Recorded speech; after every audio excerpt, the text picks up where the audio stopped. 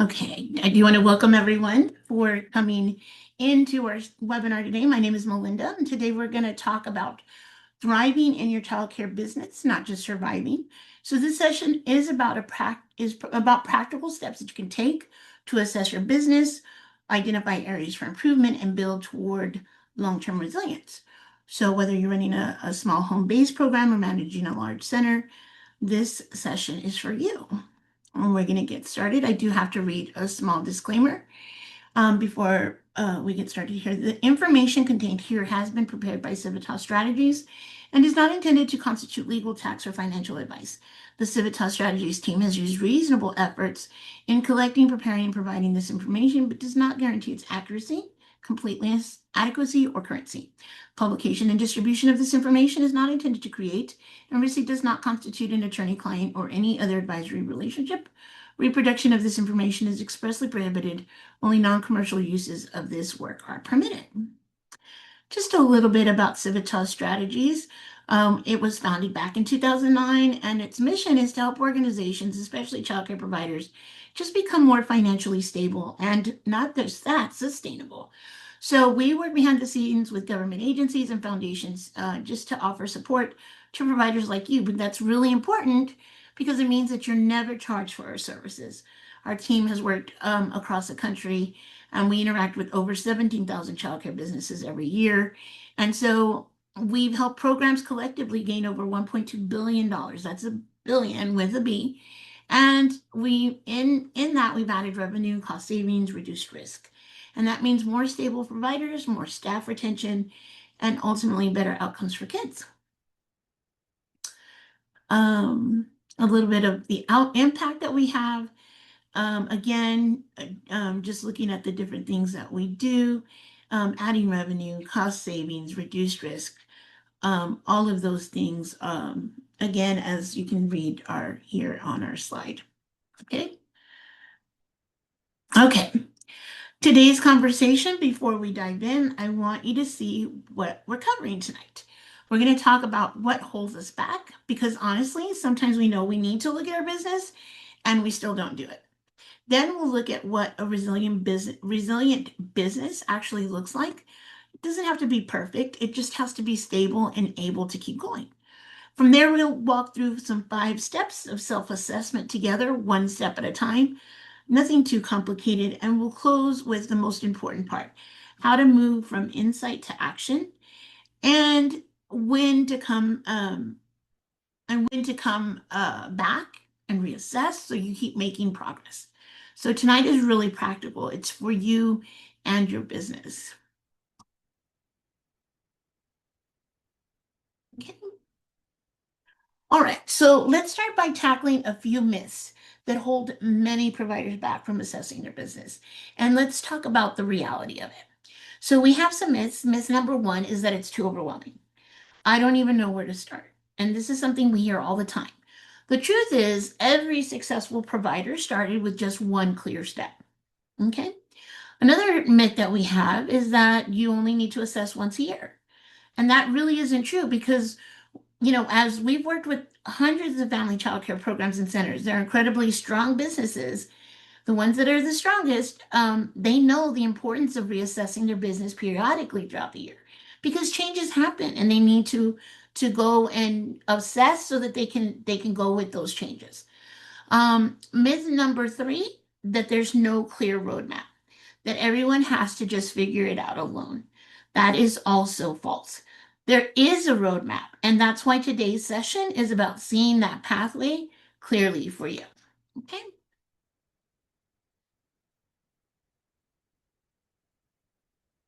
Okay. So we have a lot of experience working with childcare providers.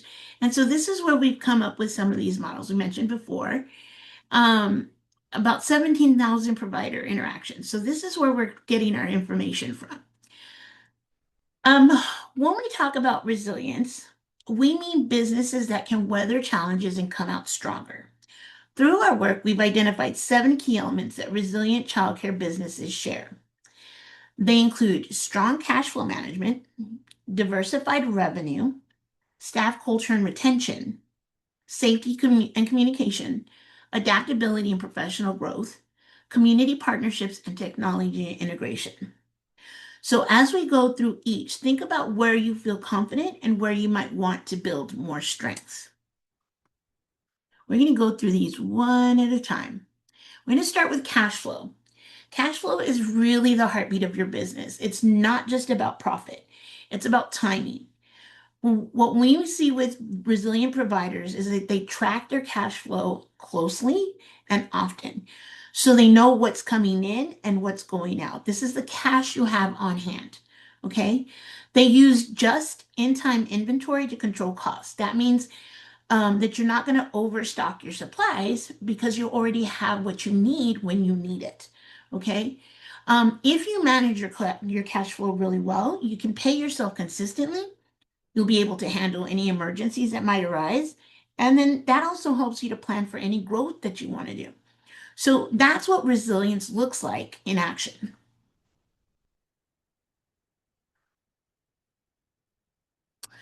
If you rely on just one stream of income, like say private pay, you're going to put your business in a risky, vulnerable state. Okay. Resilient providers combine multiple streams. They have subsidies. They can do the private tuition. They'll utilize maybe the food program, CSAFP, if they can get any grants, etc. So any of those things can help, and they're different revenue streams. So this is going to help with also managing your debt and understanding taxes. That is going to help you to retain more of what you earn. So think of revenue like a table, okay? The more legs that it has, the stronger it's going to stand. Okay, so you want to have those different revenue streams to make your business stronger. Okay, we want to shift now to our team because we talk about recruitment and retention, right? When we talk about getting staff on board. Well, retention matters here more than the recruitment. When staff feel valued, they're going to stay. And that stability is going to benefit the children, the families, and more importantly, well, no, not more importantly, it's going to stabilize your bottom line. The kids are the most important, right? So you don't need a huge budget to build culture. Okay, that's just the recognition programs that you provide. If you're understanding when they need time off, any professional growth opportunities, all of those things when you invest in your staff, all of that goes a long way to build your culture. So asking for staff input on decisions, you're going to see that they'll have a higher buy-in because they feel like they're invested and they're just as invested as you. So a strong positive culture is one of the best investments that you can make. Families trust providers who communicate consistently. Okay, so resilient programs make communications part of their daily routine. Morning updates, quick notes at pickup, monthly newsletters. It's all about showing parents that they're part of the team. I used to tell my staff when I was the center director that we're all on the same team. Parents are not the enemy. Okay, and so we have the same ideas for the children. We want the same goals to be accomplished. So when we do that and when we see them that way, that's going to build trust. And in turn, the word of mouth, marketing. So engaged families are going to recruit new families, which saves you time and money on advertising. So if they feel like they're part of the team, it's going to help your business. Okay. Change it's constant in childcare, right? If you think about back in the day, there's so many different things in early childhood that we used to do that we don't do now. So just like that, there's constant change. Um, Regulations and standards change with different things that happen. Funding opportunities change. Um, Even the family and the children evolve. Okay. So if you're a resilient provider, you're not going to fear that change. You're going to plan for it. You know that it's coming, and so you'll be ready. So resilient business owners invest in their own learning. They'll either do coaching, they do workshops, professional development. This mindset keeps them um, or it keeps you agile and ready for whatever comes next. So if you're learning, you're growing, and growth is the foundation of resilience. Okay, so we have to understand that no one is going to do this alone. No one succeeds alone. The most resilient businesses build partnerships, and it can be with a local nonprofit, a food program, a small business development center. These are the partnerships that can unlock some grants, resources, even volunteers. So they also expand your visibility and your credibility in the community. So if you haven't already, start by identifying some potential partners that you could connect with. You can do that as one of your goals for this month. Look around, see who might benefit of your services and who can really help you out with your business. So those are some things that you can do. And then we're going to talk about technology. So, the best providers embrace tools that save them time and stress, whether that's childcare management system, a payroll app, or tools for parent communication. Technology can feel intimidating, but if you start small, one system at a time, when you use your tech well, you'll gain back hours in your week and strengthen your overall operations. There's a lot of uh, opportunities in some of the small study groups that we take. We have utilizing technology or comprehensive technology. That's a small study group that really helps you look for some of the systems that you can utilize for your business. Even if you're not tech savvy, there's always something that you can use. Okay. All right. So now here we come into what we're actually here for, self-assessment. If you've ever felt like you're just trying to keep everything from falling apart, you're not alone. That's the reality for a lot of childcare providers. And when everything feels urgent, it's hard to know where to actually start. And so that's why we talk about the self-assessment and how it's designed to help you. It's not complicated. It walks you through a series of questions that you can give a clear picture of where your business stands right now. There's no guessing, no overwhelm, just a straightforward look at what's working and where the gaps are. And here's the thing, you don't have to tackle it all at once. The whole point is to identify that one focused next step, because that's what actually moves forward. That's what moves you forward when you're trying this, okay? So, for those of you who are thinking like, okay, self-assessment, this is something interesting for me. Maybe I need to reevaluate my business. I need to assess myself. Where do we go? Well, we are offering our small study group called Assessing Your Business. And there are 4 sessions, just like the common sessions that we do with all our small study groups. And through those sessions, you'll work through the process together with a coach and with other providers. So it's really a great way to understand what to do with what you find. Okay, something to keep in mind if tonight resonates with you. All right, so when we do a self-assessment, what are we talking about? Okay, how does it really work? Because it's more straightforward than you might expect. Okay, you start by gathering your financial data. We already know it's not anything fancy, it's just what you already have. Then you're going to go through some questions, and the key word here to ask yourself is honesty, or is to do it honestly, right? The key word here is honesty. You want to make sure that you're not telling stories to yourself. You want to look at what you actually have. I like to think of that phrase that says, what I don't know won't hurt me. In this case, it does. If you don't know what's going on with your business, this could affect your business. So we definitely want to know. The assessment, though, only works if you're real with yourself about where things stand. Okay? From there, you'll review your results. Take a look at what's rising to the top. Not everything at once, just your biggest priorities. And then you put together a focused action plan. We're talking 1 to 3 goals at a time because that's what actually is doable. Okay, we don't want you to overwhelm yourself and think, I've got to do all of these things all at once. All it is just taking those initial steps with 1 to 2 goals. What I love about this structure is that it takes you from, I don't know where to start.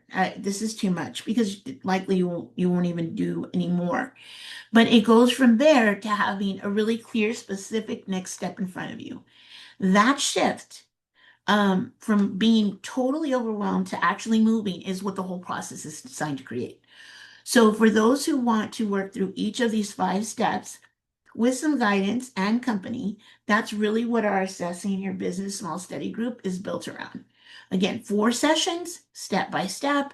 You have the coach and you have other providers that are going to go through the same process alongside you. All right. So this step about giving yourself a clear picture of your business's financial health, we need a cash flow projection. A cash flow projection is going to help you see where your money is coming in and going out so that you can plan ahead. When we talk about a cash flow, let's think of, I always use the analogy of like a river that you're going down and you don't know down the river if you haven't mapped it out, that there's this huge waterfall and you're in the wrong boat. You're not even in a raft. And so all of that is just gonna like tear you up because you didn't plan. Okay, and that's what we don't want. So think of cash flow, think of that river. You want to be prepared. You have the right supplies, you have everything you need, right? So planning for with your cash flow, you don't need a lot of fancy software. You don't need to make it, anything big. It's just a simple spreadsheet could work. Okay.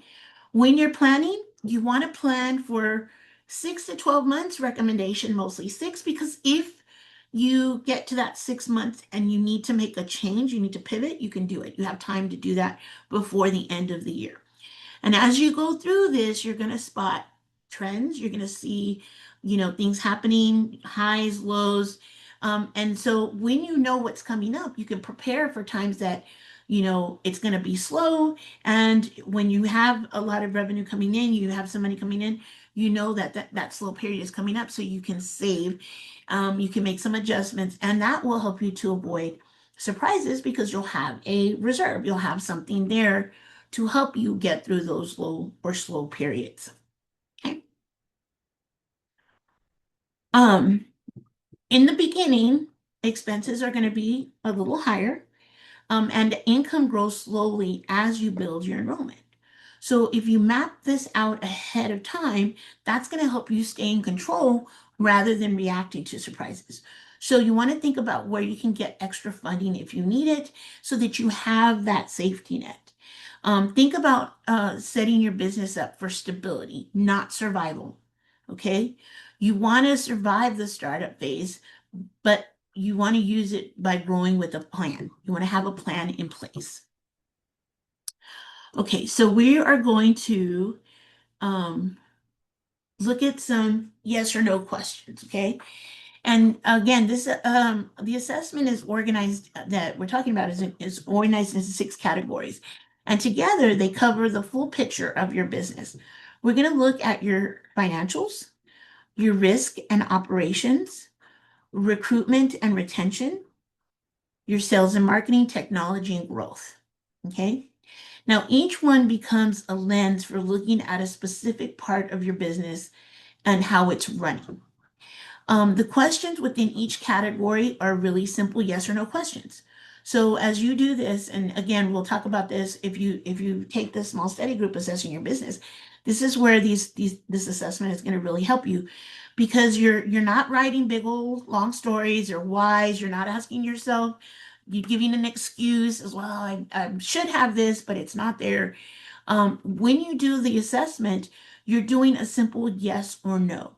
And if you have a no, it's okay. It's not a bad thing. This is good because this is something that you have to work on. Okay. So you're just being honest about where things stand in each area. What's useful about having it broken down this way is that your results don't just tell you something needs attention, they show you where. So that's going to make it a lot easier to prioritize. Now, if you go through and you have one no, well, that's where you start. If you have a few no's, take the first one and go from there. Again, so if you find yourself looking at one of these categories and thinking, I really need to dig into this, I need to really work on this. That's actually exactly why we and what we do in the Assessing Your Business Small Study Group. So one of the sessions is dedicated to working through the questions like these together. You're not going to do it alone. I'm actually going to be one of the coaches to be doing those small study groups, and I look forward to it because it's really, again, in my experience as a program manager and center director and everything, having that knowledge of what needs to be fixed.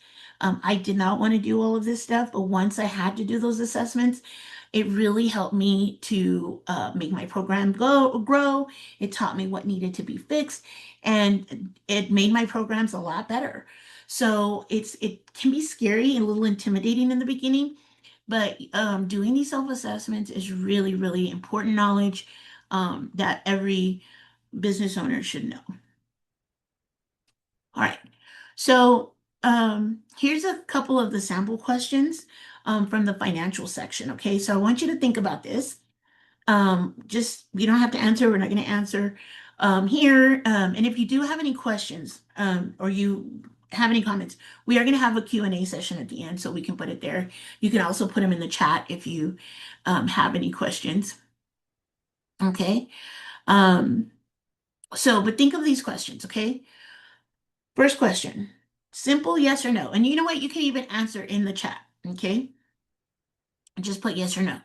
And that way we don't have to keep going. Do you have a 6-month cash flow forecast?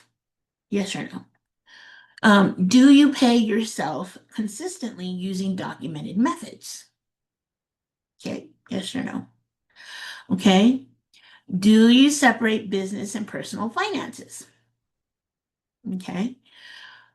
All right. See, now you've got two no's. I'm seeing you, uh, as it Zadian. I see you now, okay, in your answers.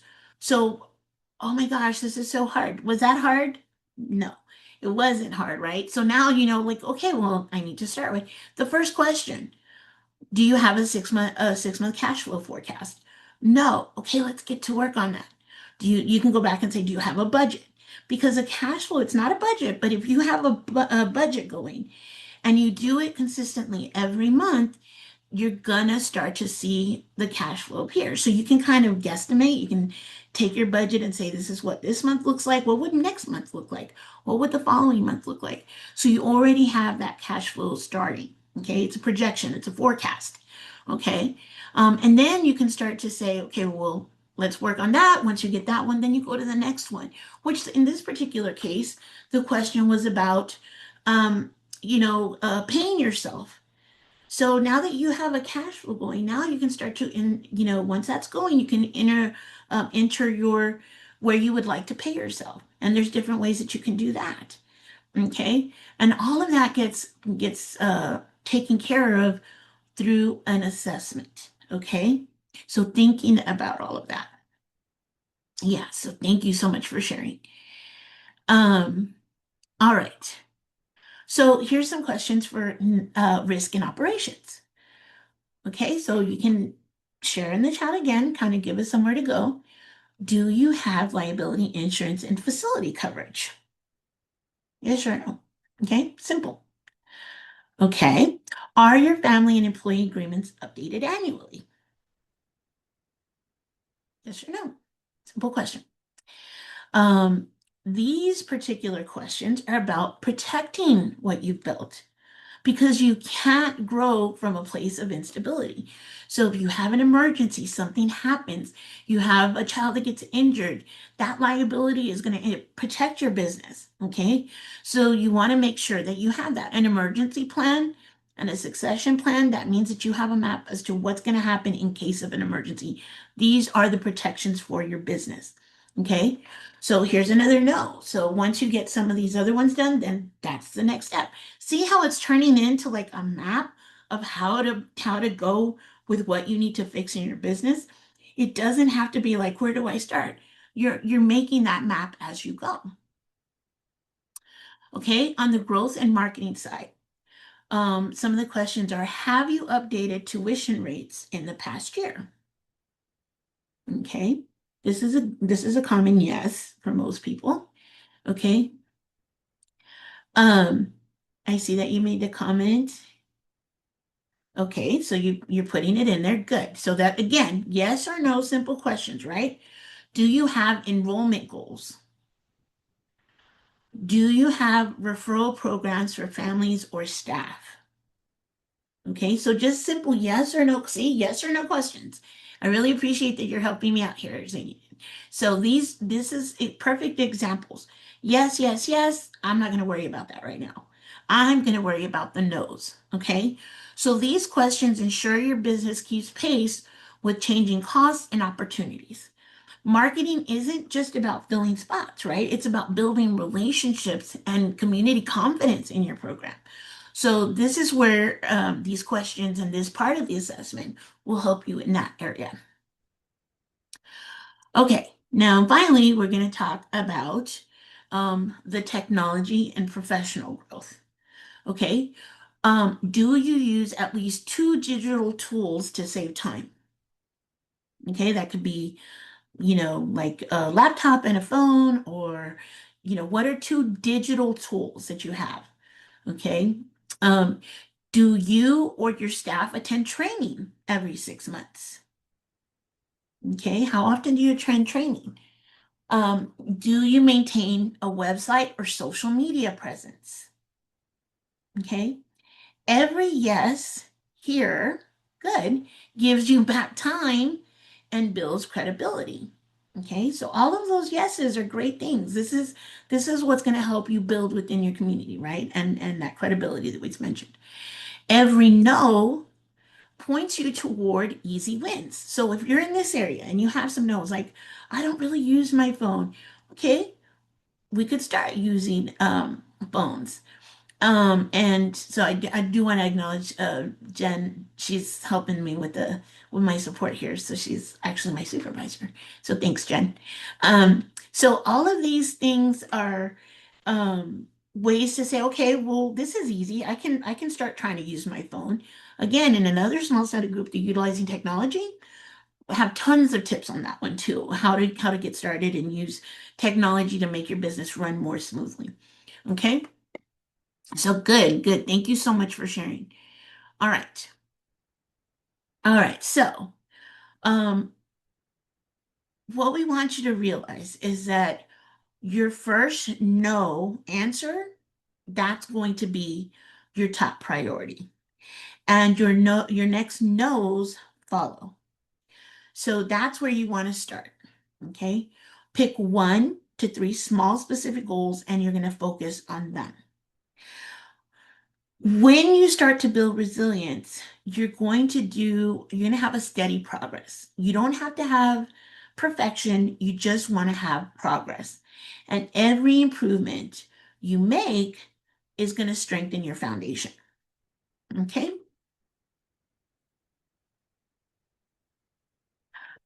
Okay. So remember, um, we talked about how many times we do assessments. It shouldn't be just a one-time thing, okay? Because things change. And that's going to be part of being a resilient business and business owner. And when to realize, or when you realize that this is what, when an assessment needs to happen. It should be a habit, and one that should and can be incorporated to like every routine. Okay. Maybe you take sections of the business so it's not all just a one time, all at once kind of thing. Maybe you do it in sections. You're going to do your financial part one time, and then you're going to wait a few days and do another part. So the point is to consistently reassess your business as part of your regular routines. So again, why is all of this important? Okay. So as your business is growing and evolving, everything from enrollment, funding, to daily operations and even your goals are going to naturally shift over time. So when you think about that, regular reassessment is going to be essential because that's going to allow you to identify new opportunities, mitigate potential risks, and make informed decisions with confidence. So this process isn't simply just about addressing your problems and the current ones. It's going to be about being proactive and planning for the sustainable growth and the long-term success. So whenever your organization faces major changes, these are going to be critical moments to pause, to do some comprehensive evaluation over your entire operation just to see and make sure that you're positioned to continue progressing. Okay.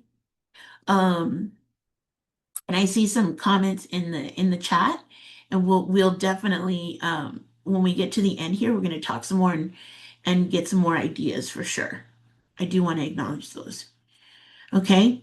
Um, Major changes in your organization can take many forms, and each represents an important trigger for the comprehensive reassessment.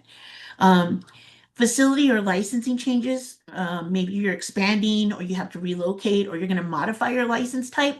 Say you're going to go from regular hours to non-traditional hours. Or maybe you've expanded, you've added a room, so your capacity is going to change. All of that is going to change and impact your operations.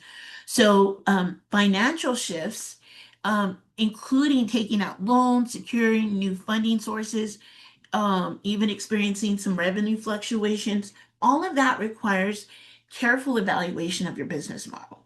You want to make sure that you know those changes. If you have changes in enrollment or staffing levels, whether increases or decreases, um, you know, those directly affect your capacity and what services you can deliver and how you deliver them. Okay. Program expansion or contraction, such as adding or closing classrooms or services, that's going to reshape your organizational structure. Okay, because you may, maybe you have two assistant directors, and then if you minimize your enrollment, you're going to have to get rid of one of them, right? Or you're going to have to, get rid of some teachers because you don't have the children. Okay, so all of that will reshape your organizational structure. You might have some external factors, like if the market or policy shift. That includes changes in family demand, whether there's some new regulations or local funding streams. I know a while back, there was some delays in getting subsidy payments. Something happened and there was just a delay. So that was something that, whoa, nobody was expecting that and it threw some people off. All of that can alter your competitive position, right? So think of that. And then finally, when your technology or systems upgrades, you get a new computer, you're going to get a new software program. Maybe you work for a childcare chain and they implement a new data collection system or something. All of those upgrades that introduces new operational financial tools. Um, and that's going to make a reassessment necessary because you want to ensure that you're properly integrating and delivering those expected values into your program. Okay. So think of all of those things. Those are major changes that happen, and they happen all the time. Experience. My main experience in childcare centers was with Head Start. So that's a federally funded program. So if you can imagine how many changes were happening all the time, it seemed like every year we had a new database system, or because of federal regulations or funding, all of those things changed. And so the ones that didn't prepare or weren't ready for those changes, they suffered, they struggled. Those of us that knew it was coming and not afraid of change, those are the centers that survived. Okay. So yeah, I can definitely attest to all of this. Okay, so remember that every resilient business started with one change. You don't need to do everything today. You just need to start. So resilience isn't going to be built in a day. It's built over time. But you do want to make sure that you have a consistent effort and that you are doing the self-assessments. Um, that way, when you do make some progress, you can celebrate it. It doesn't have to be perfect, but it does have to, you do want to make sure like every little change that you do is a step in the right direction. Okay. So sometimes we don't want to, like I said, know what's out there. We're afraid to look at it. Just really quick, if you can put a little hands up or, yes or no in the it's scary, right? It can be scary to look and see what you actually need to do. And that's why we're offering these types of trainings and webinars and small study groups because they are the ones we can help you get through this. If it's not with small study group and taking the small study group, we also have individual coaching, and we're going to talk about that in a little bit as well. Okay, so what we do want to do as we wrap up here, there are three takeaways. Okay, so the first one is that there is a best practice model for childcare resilience. Okay, remember we talked about those myths, right? The second one is that you can achieve it when you have support and you have that roadmap and that you focus. And the third one is the self assessment. And when I mentioned that in roadmap, that self assessment is the roadmap to start. Okay. So if you just take one thing from today, let it be this, that resilience isn't luck. Okay. It doesn't just happen. It's built through intentionality and informed actions. Okay. All right. So we do want to um, go from here. So here's the key takeaway from tonight. So when you get back to your program, we do want you to set aside some time, and we definitely want you to sign up for the assessment, assessing your business model study group. So if you're interested in that, um, I want you to let me know so that we're going to talk here in just a few minutes. And so we can sign you up if you haven't already signed up. We want you to answer the questions when we get there for the self assessment honestly and identify your top priorities and then take one action, if any, this month, just one. That's it. That's the whole ask. And if you hit a point where you're not sure what to do with what you're seeing, or you just want someone in your corner while you work it through, then you can always reach out. And that's generally what we're here for. One more thing before we close. Um, like I said, if you'd like more supported ways to work through this assessment, we do have the Assessing Your Business Small Study Group, 4 sessions. You go through the whole process step by step. It's free, it does no cost to you. And if it sounds like that's something that you'd benefit from, then we can talk right now and you can let me know. I'll take your name and we can add you to a session. We'll sign you up. Okay. That is going to lead us to um, questions. Now we can go back. Now I want to go look back and read some of the comments. And thank you, Jen. Hey, while you do that, I want to address Lisa's question, right? Because it's so important. And Lisa, we see it across the United States. It's a very common policy for childcare providers to not be required to have a liability insurance, but families must sign an acknowledgement. In many places, you must post notice. And what we really find is that perhaps a conversation that focuses around 4 different steps with the family member, because we absolutely understand why parents would be concerned with that. So very first thing usually that we ask is, hey, let's focus on licensing and compliance, right? All of basically everything that we do to remain compliant, to meet licensing standards, and then kind of rolling that into all of the safety practices that you have so you can expand upon what you're doing with licensing and talk about the individual pieces that your business does to ensure the safety of children. So you can really speak to some specifics, show some specifics, so that the family member tends to then relate more like, oh, this is a safe environment, because we want them to turn from that mindset of, oh no, she doesn't have, to, oh no, look at what this safe, loving circumstances or this environment. So really stopping and thinking about that, and then just asking the question, what is the root of her concern? You certainly can make mention if I'm sure that you do have a very clean safety record, right? So you can mention that, but just asking, what is the concern? Where, I'm just curious about where this is coming from. Maybe they've had an experience elsewhere. You really just never know what has triggered that question there. And always just acknowledging their right to decide, right? That to be very, very respectful, that if that is something that they require of a program, you understand it. You're very proud that you've been able, that you have this amazing compliant, licensed, safe child care. Again, you've reviewed some of what the steps that you take, and we have to respect if that's a decision that the family member has made. So those tend to be the four. We'll start with the licensing and compliance. We'll walk into your safety measures, ask some questions, and then the acknowledgement that that might not be. That that's very important to them and that you absolutely understand that. So there. Oh, you're welcome, Laura. And that's something that we talk about. We do also have one-on-one coaching on that. And I see that you're interested in the study group. I see great setting you are as well. So Melinda and I will make sure that we have that we're able to reach out. We have your email addresses because of you having registered here.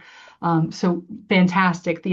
What's so nice about that assessment small study group is it really does a deep dive, right? So you learned about it, you have a great understanding of what it's going to be, and then it's boom, 4 1-hour sessions, twice a week for 2 weeks, deep dive. So absolutely, absolutely love it there. And Lisa, if Laura, I've said Lisa, I'm so sorry. Laura, oh, wait, do I have more than one person? Oh, Laura, I called you Lisa. I'm so It's sorry. okay. It's I'm okay. sorry. Liso is my artist name, so I don't know if it's See, showing up as Liso or if it's because of my this is, email.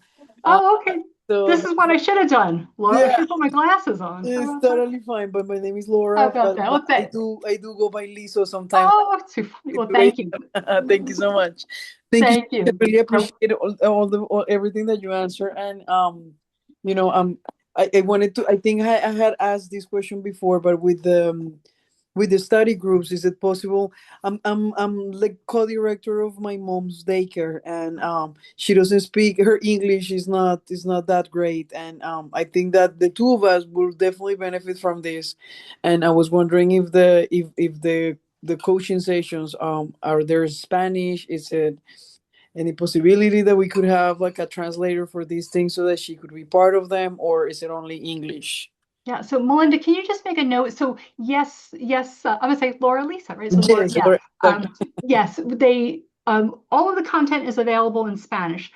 Sometimes we have difficulty bringing enough providers together, but we can always do the one-on-one in Spanish. So native Spanish speakers, incredibly knowledgeable about the topics.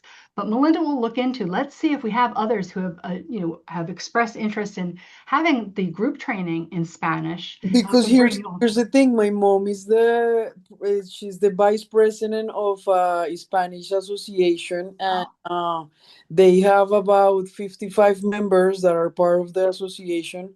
30 of them, 20 something of them, I believe half of them are nannies, because they created this association so that they could have training done, like certified training given to them in Spanish, because it has always been an issue for them that whenever they try to get classes, and it's the same classes as these, it's just that they've been able to my mom was part of the early Head Start program when it was available in Marietta. So she got to know a lot of the trainers from there, and she's been bringing them into the association so that they could get trained, because they've never really had any training. So they created this place so that they could, keep in touch, and be able to have certified hours, so that they learn and they keep on the know. But that is one of the things that a lot of them are like family daycare. So whenever we talk about accounting and like having a resilient business, some of them are lack on that, and I feel like this will benefit them a lot. Like, I can bring the information to the association to see if they will sign up, because all of them are in Pro Solutions. All of them are in this. window of opportunities, but unfortunately, because of the language, they've never been able to really, benefit from it. Wow. Well, if they sign up for the program, right? So if they are part of the Thriving Childcare Business Academy, both DECAL and Civitas, we all feel that equity is of the utmost importance, and my goal would always be that our Spanish-speaking providers receive training in the language in which they prefer. That's a major. So the more Spanish-speaking individuals, or the more people who express that they would prefer to have their training in Spanish, the more likely I am to get groups together. I can I always do have it one-on-one. I have So full, yeah, I would like, I don't want to take too much of your time, but just let me know what I need to tell them so that they sign up for it, and sure. we'll go from there. So I'll look forward to receiving all of the information that you have so that I can pass this on for in the next meeting that we have. Love it. You'll receive an email from our admin, and Melinda will help us with that. She'll work with everybody, but we love nothing more than to be able to serve the needs of the Spanish speaking. Perfect. Thank you so much. Really appreciate it. Oh, you're welcome. Melinda, I'll go away because I promised you I wasn't going to talk. No, this you were meant to So, be here for yeah, this that's information funny, because but I think it's good that you are here, Jen, so that you can. It's hard to put it into like a hey, they said this. It's so it was good that you're here to help see this and hear it. So thank you, sometimes, Laura, for yeah, sharing. thank you, Laura. Sometimes Melinda likes to have me around. Sometimes she does. All right, No, I'll go off camera so that you can answer all the other questions that I'm sure you okay. have. So, Yeah. okay. Is there any more questions before I move on? Because we are going to talk about some of the opportunities, Laura, that and Zadian, that we do have, like for the coaching. Again, this is our uh, list of what we offer coaching in, whether it's individual. And again, if and until we can figure out some way to get some group coaching going on for our Spanish providers, Spanish speaking providers. We do offer the one-on-one coaching. So if Laura, your mom has questions and she wants to work with one of us, we have several quality coaches that know plenty of the topics to help, and then we can provide the same services. And it's one-on-one. So you set the time. Again, it's all free. And so as long as they can register in the DECAL program, and the academy, then we can start, figuring something out. But we do offer the one-on-one coaching as well until then. Okay, so definitely. And again, these are the different topics that we have. We can, I've mentioned a few of them, not just this particular group. This is a small study group assessing your business, but we also have how to recruit staff and sales and marketing and, financial planning, how to plan financial foundations, how to, have how to do a budget, some these are my favorite topics, right? I always talk about, oh, you want to work on a budget? I'll help you because that's something I like to do. But there's other things too, you know, uh, how to build a good, strong work culture. So all of those are the topics here. Okay. Um, Also, we do have some tax credits topics. How to do revenue stacking. These are some of the newer topics that we offer in that are specific to your state. Now, my favorites are financial planning, financial foundations, the budget, the cash flow stuff. This happens to be one of Jen's favorite topics. So she's one of our tax experts, and she knows all the questions. I don't know a lot. I'm learning, but we do have coaches on staff that they can look at your information. They look at your information and they help you and do all that. It doesn't even have to be just during tax season. Okay, it can be any time of the year so that it prepares you for that. That's one of the things that I like to tell the providers that I work with. You don't have to wait until October, November to start working on that. You should be getting ready for that all year round. Different tips, and when we talk about, foundations about how to prepare, how to record keeping, bookkeeping, all of those webinars that we offer as well. That's for you to be prepared so that you don't have to stress out when it comes to tax season. You know, it should be something easy if you do it the right way, if you prepare. right? And if you think about all of the, here comes Jen, I know, so I'm still going to come back and You knew that. but if you prepare, these are the things that, all of the sessions that we do are proactive. They're for you to be ready, not having to do last minute. Go ahead, Jen. Okay, I just wanted to just chime in that one-on-one tax coaching, we have tax education. Come to us with any general questions you have, any thing that you want to share that you need to know more about. But DECAL also allows us to do tax assessment. And what that is that you would send in a previous year's business taxes securely into our secure portal. One of our tax educators, myself, Carlos, Marlene, we then assess your taxes. We go through and we look for perhaps missed expenses, perhaps some things that are in the wrong place or calculated a little oddly. Family childcare, we're constantly talking about business use of home. And then sometimes we see some scary stuff that we want to be able to explain to you so that you can avoid audits and things like that. So the link that Melinda will share, you'll share the link so that they could sign up for one-on-one coaching, and as well as that you basically can just ask for a tax assessment. We're more than happy to do it. Love it. And as Melinda said, thank you, Melinda, all year round. We never stop thinking about taxes, because every dollar that we can help you retain in your business goes towards your profit and hopefully towards paying yourselves. Don't go anywhere, Jen, because I know you're gonna have some more stuff to say. So I do no, don't go anywhere because I'd love to hear you talk about this. She gets excited about the taxes. It was scary for me, but I'm learning. But here are the codes to sign up. And we also want you to join us for our next webinar, which is going to actually be this Friday. And Jen is going to be presenting it. And it's going to be about retirement planning. Okay. So nobody thinks of that, especially I always think of the newer generations. I don't like retirement. I'm like in my 30s. Why do I need to think of that?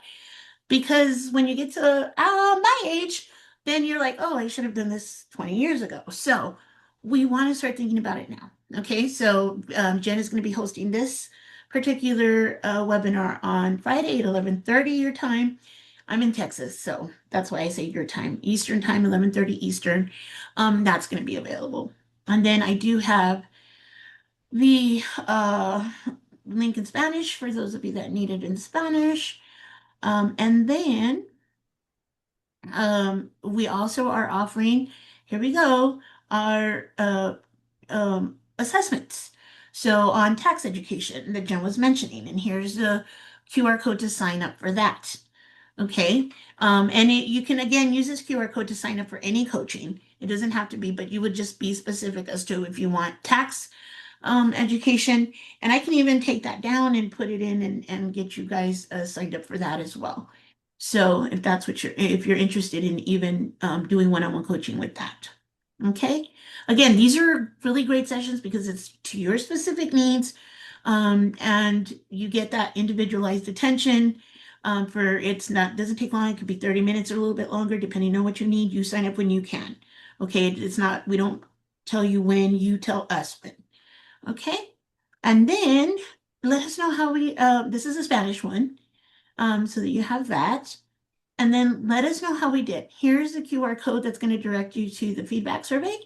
And you can just let us know there. And then let me know if you've got it. And then here is a QR code in Spanish. And you'll also get an email that will give you, I'll be sending those emails out so that you will also get credit for your hour here, and to get the survey too as well. You'll receive that out there as well. And then if you have questions that we couldn't answer, you're more than welcome to sign on to the Tom Copeland blog. That also has a lot of information, and you can find some answers there. And if not, you can always reach out to us and let us know, and we will try to answer any questions you might have otherwise. We are over time by 1 minute. So I do want to thank everybody for coming in, and we hope to see you on the next event, which is going to be again Friday, June 5th at 11:30 a.m. for retirement planning with Jen.